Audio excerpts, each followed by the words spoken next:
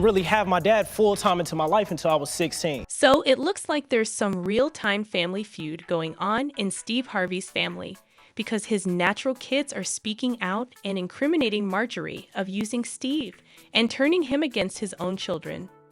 For his wealth, both he and his children have uncovered her master plan to take half of his wealth and leave him. So, does this explain why Steve's kids have never liked Marjorie? One night in Memphis, when Marjorie and I first got together, we brought all the kids together, all 7 of them. All the girls went bowling and came back and decided they did not want us to get married, saying they do not suppose it's the right thing to do. So it looks like there's some insane drama going on in the Harvey household, because word on the streets is that Steve's 4 natural children are waging war on his wife, Marjorie. They believe that Marjorie has been using him for his wealth, and they're sick and tired of standing by and watching her blow through Steve's finances. But according to people in the know, this is not anything new because Steve's natural kids have always felt a certain way about Marjorie from the very beginning. They've always given her the side eye when she started dating Steve way back in 2005. But they never really voiced their concerns openly. Steve claimed that they allegedly spoke to him, but he'd made up his mind about Marjorie, and that she was the one for him. This is despite the fact that Steve and Marjorie first met back in the 90s. And even though Steve was immediately attracted to Marjorie, nothing came of it because she was not into him in that way, presumably because he was still struggling in his career and finances back then. At the time, Steve was a struggling comedian trying to grow his career and secure his financial future. Marjorie, on the other hand, had previously been in relationships with men who were financially well off. Her first husband was a man named Jim Townsend, and he is the biological father of her first 2 kids, Morgan and Jason. Jim was involved in some shady business as a drug dealer and got arrested when he was trying to score 40 kilograms of cocaine. Authorities believed that Marjorie was involved in his business. Still, she was pregnant with their second child, Jason, at the time. So Jim took a plea deal, took the fall for it, and was sent to prison. If he thought Marjorie would stick by him and wait for him to get out, he was in for a surprise because she filed for divorce not long after he went behind bars. She ended up getting married to a man named Donald Woods, who was believed to be Lori's biological father. However, Donald was also involved in drug dealing and got arrested not long after he and Marjorie got married. Again, Marjorie didn't stick by him either. After he went to prison, she filed for divorce just like she did with her first husband. Now, Steve's 4 natural children, Brandy, Carly, Broderick, and Winton, all know about Marjorie's history because it's not exactly a secret. Her shady past presumably contributed to Steve's kids not liking her, but they also allegedly believe that she's after his wealth. Steve's son Brandy especially finds it kind of weird that Marjorie wasn't willing to give Steve a chance when he was struggling, but she was quick to fall in love with him when he became a millionaire. Now, the intriguing thing about Steve and Marjorie's relationship is that she did not keep in touch with him, but for some reason, she kept in touch with his security guard. In fact, Steve himself revealed that it was his security guard who connected him to Marjorie after he split from his former partner, Mary, in 2005. Speaking to People magazine, Steve said, "He told me, 'Look, the only time I ever saw you happy was when you were with that woman Marjorie. Now, before you go and do something stupid and marry another woman, I am calling her.' It was like being revived. I have messed up so many times in my life. She made all the difference. When you are happy at home, you can make a lot of things happen." Marjorie was quick to give in to Steve the second time around, and he spared no expense when it came to her. He fully funded her very lavish lifestyle. In fact, during an episode of Family Feud, he admitted that the thing he spent the most money on was Marjorie. Now, Steve's natural kids did not like this, but they had to learn to live in peace with Marjorie because their father wouldn't have it any other way. But just because they were at peace does not mean that all was well with the family, because some further drama started to creep up. As we know, Steve formally adopted Marjorie's 3 kids when he married her, and he gave them his last name. Not only that, but he also allegedly included them in his will.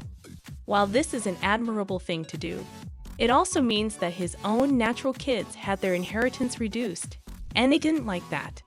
In fact, Steve revealed that his own daughters never wanted him to marry Marjorie in the first place, and they pleaded with him not to. One night in Memphis, when Marjorie and I first got together, we brought all the kids together, all 7 of them. All the girls went off and came back and decided they did not want us to get married, saying they do not suppose it's the right thing to do. Obviously, Steve did not listen to them because he was the one paying their bills and did not believe that their opinions really mattered.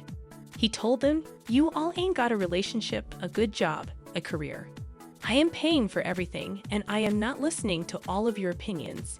You all ain't got one boyfriend that worked out so far.